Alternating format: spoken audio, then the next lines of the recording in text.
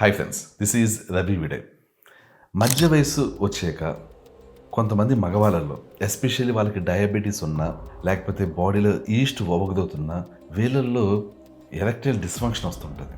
ఈ erectile dysfunction వాళ్ళకి కొన్నిసార్లు సెక్షువల్ ఇంటర్కోర్స్ కష్టంగా ఉండేలా చేసి వాళ్ళు ఫోర్స్ఫుల్గా చేయడానికి ట్రై చేసినప్పుడు వాళ్ళ పెనీస్కి గాయం కలిగేలా చేసి వాళ్ళల్లో పెరినిస్ డిసీజ్ అనే డిసీజ్ వచ్చేలా చేస్తుంది. అంటే అంగం వంకర పోవడం, ఎక్కడి దాకా ఆల్మోస్ట్ ఇంక ఇంటర్కోర్స్ చేయడం అనేది ఇంపాసిబుల్ అయ్యే సిచ్యువేషన్కి వెళ్ళేంతలా వంకర పోవడం అనేది జరుగుతుంటుంది. దీన్ని పెరినిస్ డిసీజ్ అంటారు. ఇది ఎందుకు వస్తుంది కొంచెం డీటెయిల్ ఎక్స్ప్లెయిన్ చేస్తాను. అండ్ దాన్ని క్విక్గా ఎలా ఫిక్స్ చేయడం దీని గురించి కూడా మాట్లాడతాను. ఎందుకంటే పెరినిస్ డిసీజ్ని క్విక్గా ఎలా ఫిక్స్ చేయాలని మీరు ఇంటర్నెట్లో వెతకండి, గూగుల్లో వెతకండి, రీసెర్చ్ పేపర్స్ చూడండి, ఎక్కడ మీకు సొల్యూషన్ దొరకదు. కానీ దాని సొల్యూషన్ ఏంటో నేను ఈ వీడియోలో చెప్తాను. చాలా జాగ్రత్తగా వినండి. చాలా చాలా ఇంపార్టెంట్ వీడియో ఇది, ఎస్పెషల్లీ మధ్య వయసులో ఉన్న మగవాళ్ళకి. మీకు పెరినిస్ డిసీజ్ ఉన్నా లేకపోయినా కూడా ఈ వీడియో చూడడం చాలా చాలా మంచిది, ఇంపార్టెంట్. ఓకే, సో పెరినిస్ డిసీజ్ అంటే ముఖ్యంగా మధ్య వయస్సు ఉన్న వాళ్ళల్లో, మధ్య వయసు మగవాళ్ళలో వచ్చే ఈ డిసీజ్ ఏంటి, అసలు ఎందుకు వస్తుంది ఇది? ఇప్పుడు చాలామంది డయాబెటీస్ ఉన్న వాళ్ళలో కానీ, ఈస్ట్ ఓవగదత్ ఉన్న వాళ్ళలో కానీ ఏమవుతుందంటే వాళ్ళకి బ్లడ్ సర్క్యులేషన్ సమస్యలు వచ్చి ఎరెక్టైల్ డిస్ఫంక్షన్ వస్తుంది. ఈ ఎరెక్టైల్ డిస్ఫంక్షన్ వచ్చినప్పుడు ఎప్పుడైతే వీళ్ళు సెక్షువల్ ఇంటర్కోర్స్ చేయడానికి ట్రై చేస్తారో అలాంటి టైంలో ఒక్కోసారి పెనట్రేషన్ చేయడం కూడా కష్టంగా ఉంటుంది.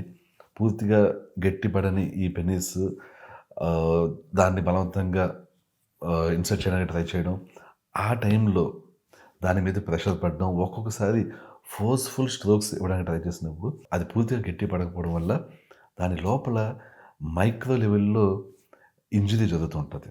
మల్టిపుల్ ఇంజరీస్ మైక్రో లెవెల్లో జరుగుతుంటాయి. బట్ ఇలాంటివి సాధారణంగా ఒక 2-3 రోజులు పెయిన్ ఉన్నప్పటికీ తర్వాత ఆటోమేటిక్గా హీల్ అయిపోతుంటాయి. బట్ కొంతమందికి కొన్నిసార్లు ఏమవుతుందంటే ఇవి మైక్రో లెవెలే కాకుండా చాలా గట్టిగా తగులుతాయి. ఆల్మోస్ట్ చెప్పాలంటే ఇంజరీ లాగా అవుతుంది యాక్చువల్లీ. సో ఈ ఇంజరీ అయినప్పుడు ఏమవుతుంది అంటే ఒక అంగానికి ఒక వైపు కానీ డిఫరెంట్ పార్ట్స్లో కానీ గాయం తగిలి అదొక పచ్చి పుండులా తయారవుతుంది ఆ ఏరియాలో. అంటే ఫర్ ఎగ్జాంపుల్ మీకు ఒక ఇటు సైడ్ ఎక్కడన్నా గాయమైంది అనుకుందాం, ఇక్కడ ఏదైతే తగులుతుందో దెబ్బ అది అంత ఈజీగా తగ్గదు. అది అంటే ఇక్కడంటే స్పెసిఫికల్లీ పెనిస్ ఎక్కడనే కాదు, పెనిస్లో ఏ పార్ట్ ఉన్నా అక్కడ ఒక సైడ్కి తగలొచ్చు దెబ్బ. అప్పుడు అది తగలకుండా అది పచ్చిగా చాలా కాలం పాటు ఉంటుంది, అంటే హీల్ అవ్వకుండా ఉంటుంది యాక్చువల్లీ. అక్కడ ప్లేక్ లాగా ఫామ్ అవ్వడం స్టార్ట్ అయ్యి అది వెంటనే అది ప్లేక్ ఫార్మేషన్ ఫినిష్ అవ్వదు. సాధారణంగా మనకు కొన్ని చోట్ల దెబ్బ తగిలినప్పుడు అక్కడ గట్టిగా ఒక ప్లేక్ లాగా ఫామ్ అవుతుంటుంది బాడీలో వేరే పార్ట్స్లో, అదే పెనిస్లో కూడా జరుగుతుంటుంది. బట్ ఆ ప్లేక్ ఫార్మేషన్ అనేది క్విక్గా ఫినిష్ అవ్వడం అనేది పెనిస్ దగ్గర జరగదు. సో వాళ్ళకి ఏంటంటే కొంతమంది కొన్ని వారాలు పట్టొచ్చు ఆ ప్లేక్ ఫార్మేషన్ ఫినిష్ అవ్వడానికి, కొంతమందికి కొన్ని నెలలు పట్టొచ్చు, కొంతమందికి ఈవెన్ సంవత్సరం పైగా 2 ఏళ్ళు కూడా పట్టొచ్చు. సో ఈ కాలం అంతా ఏమవుతుంటుంది అంటే ఒకవైపు అలా ప్లేక్ ఫామ్ అవుతున్న ఏదైతే ప్లేస్ ఉంటుందో ఆ ప్లేస్ దగ్గర బాగానే ఉంటుంది, అక్కడ ప్లేక్ ఫామ్ అవుతూ ఇది దగ్గర లాగుతూ ఉంటుంది, ఇటువైపు నుంచి అంగం వంగిపోతూ ఉంటుంది.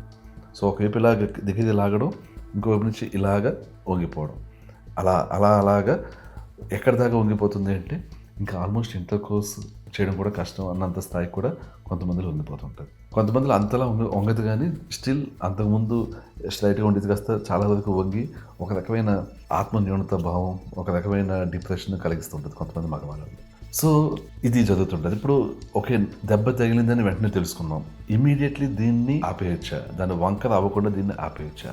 అన్ఫార్చునేట్లీ మీరు ఏ అలోపతిక్ డాక్టర్ దగ్గరికి వెళ్ళినా కూడా వాళ్ళు చెప్పేది ఏంటి అంటే మీకు ఇప్పుడు ఎట్ ద మూమెంట్ వంగిపోయే స్టేజ్లో ఉంది, ఈ స్టేజ్లో మనం ఏమీ చేయలేము, మొత్తం అంతా అయిపోయాక వంగిపోయాక అప్పుడు మాత్రమే దీనికి సర్జరీ చేయగలం అంటారు. సో అప్పుడు సిచ్యువేషన్ ఏంటి, ఎవరికైతే ఈ దెబ్బ తగిలి ఉన్నాడో ఆయన వారాలు అయ్యుండొచ్చు, కొన్ని నెలలు అయ్యుండొచ్చు, అలా వెయిట్ చేస్తూనే ఉండాలి. ఈ వెయిట్ చేస్తున్న కాలం అంతా ఆ వ్యక్తికి ఒక రకమైన అభద్రతా భావం, ఒక రకమైన డిప్రెషన్, ఒక రకమైన యాంగ్జైటీ ఉంటూనే ఉంటుంది. ఎందుకంటే ఎంత వంగిపోతుంది అనేది తెలియదు, అది వంగుతూనే ఉంటుంది. ఈ టైంలో సెక్షువల్ ఇంటర్కోర్స్ చేయడానికి ఉండదు, కంప్లీట్లీ ఒక రకమైన కన్‌ఫ్యూజ్డ్, ఇబ్బంది, డిప్రెషన్ స్టేట్‌లో ఉంటారు. కొంతమందిలో ఇది 6 మంత్స్ పట్టొచ్చు, కొంతమంది 8 మంత్స్ పట్టొచ్చు. ఆ కాలంలో ఆ వ్యక్తి మానసికంగా పడే బాధ వర్ణనాతీతంగా ఉంటుంది. సో, దీనికి ఇంక అలోపతిలో అయితే ఇంక సొల్యూషనే లేదు దీనికి. కొంతమంది విటమిన్ ఇ క్యాప్సూల్స్ ఇస్తుంటారు. కొంతమంది డిఫరెంట్ డిఫరెంట్ సప్లిమెంట్స్ ఇస్తుంటారు. ఇవన్నీ చాలా ఒకానొకప్పుడు ఇది కొన్ని 10 ఏళ్ళు, 15 ఏళ్ల క్రితం విటమిన్ ఇ క్యాప్సూల్స్ వసపెట్టి ఇచ్చేసేవాళ్ళు యాక్చువల్లీ. అవి తీసుకుంటే తగ్గుతుందేమో అన్న ఒక దీంతోటి ఫాస్ట్‌గా హీల్ అవుతుందన్న అపోహతోటి. సో, ఇప్పటికి కూడా దీనికి ఒక సరైన సప్లిమెంట్ గాని, ఇది గాని మనకు అలోపతిలో గాని, ఇందులో గాని లేదు. సో, దీనికి సొల్యూషన్ ఏంటి? ఇంకొక విషయం ఏంటంటే, ఒకవేళ ఇలాంటి వాళ్ళకి హీలింగ్ స్లోగా ఉండడానికి ఒక రీజన్ ఏంటి? వీళ్ళకి ఒరిజినల్‌గా వాళ్ళకి ఎరెక్టైల్ డిస్‌ఫంక్షన్ ఉంది. ఒరిజినల్‌గా బ్లడ్ సర్క్యులేషన్ తక్కువగా ఉంది. సో, దానికి రీజన్ ఏంటి? డయాబెటిస్. దానికి రీజన్ ఏంటి? Maybe yeast overgrowth. Yeast overgrowth అయ్యుండొచ్చు, డయాబెటిస్ అయ్యుండొచ్చు. సో, వీటిని కంట్రోల్‌లో పెట్టుకొని హీలింగ్ చేసుకోవచ్చు కదా ఫాస్ట్‌గా. డెఫినెట్‌గా చేసుకోవచ్చు. ఎస్పెషల్లీ డైట్ రవివిడి డైట్ ఫాలో అయినా ఈస్ట్ అవగత తగ్గుతుంది, డయాబెటిస్ తగ్గుతుంది.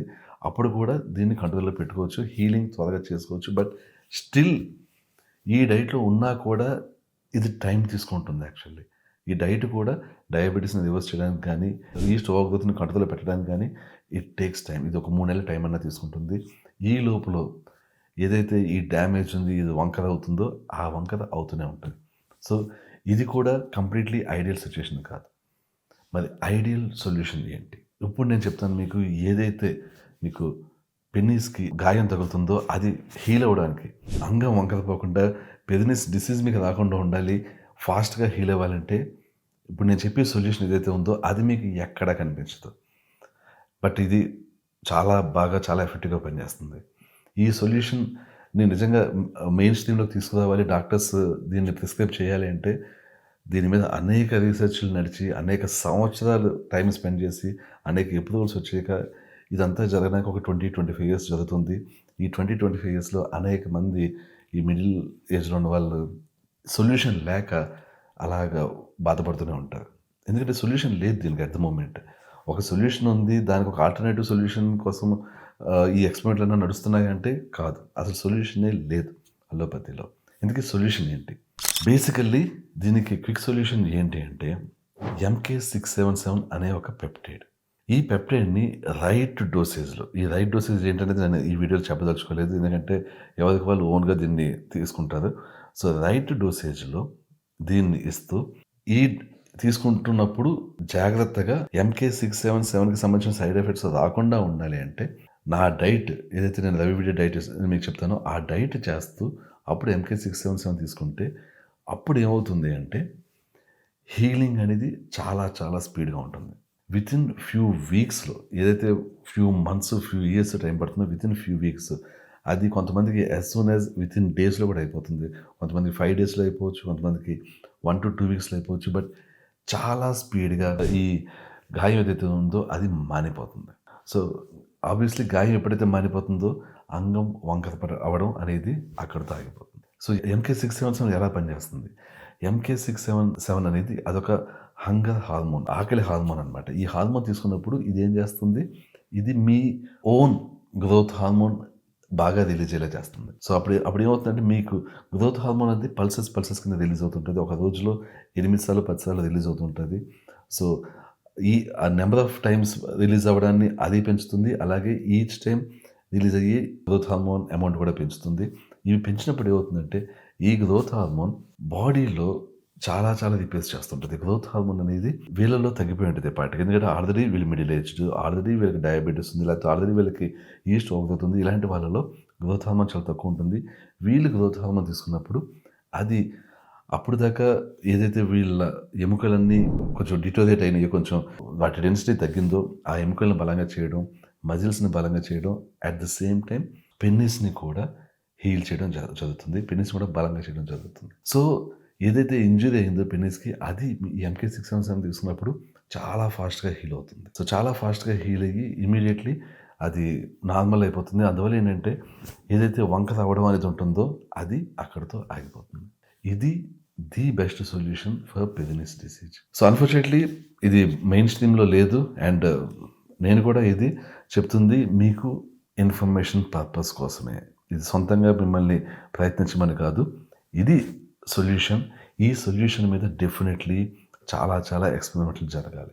ఎందుకని ఎక్స్పెరిమెంట్లు జరిగి ఇది కరెక్ట్ సొల్యూషన్ అని తెలిసి దీన్ని అప్రూవ్ చేసి దీన్ని మెయిన్ స్ట్రీమ్‌లోకి తీసుకొస్తేనే అప్పుడు అలోపతి డాక్టర్స్ దీన్ని ప్రిస్క్రైబ్ చేయడం జరుగుతుంది. అప్పుడే జనాలకి ఇది అందుబాటులోకి వస్తుంది. అప్పటి వరకు అలోపతి డాక్టర్స్ చెప్పేది ఒకటే, మీకు ఇలా అంగం వంకర అవ్వడం స్టార్ట్ అయిందా, కంప్లీట్ వంకర అయ్యేంత వరకు వెయిట్ చేయాలి. అప్పుడు సర్జరీ చేయాలంటారు. అప్పుడు సర్జరీ మీకు మీకు ఎలా ఉంటుందంటే ఈ ప్లేక్ ఇక్కడ ఫామ్ అయింది. ఇలా వంగిపోయింది. సర్జరీ చేసినప్పుడు ఏం చేస్తది? ఈ ప్లేక్‌ని తీసేస్తారు. తీసేసి మీకు దీన్ని స్ట్రైట్ చేయడానికి ట్రై చేసి మీకు స్ట్రైట్ చేస్తది గానీ, అప్పుడు పూర్తి స్థాయిలో అది ఆహ్, గట్టిపడకపోవచ్చు. అది కొంత హైట్‌ని కోల్పోవచ్చు. అంతకుముందు ఉన్నంత బాగా అంగస్తంభనలు ఉండకపోవచ్చు. అందువల్ల చెప్పాలంటే పర్మనెంట్‌గా కొంత డ్యామేజ్ అనేది ఉంటుంది ఈ సర్జరీ వల్ల. ఈ సర్జరీ 100% సక్సెస్ అయిన సందర్భాలు తక్కువే ఉంటున్నాయి.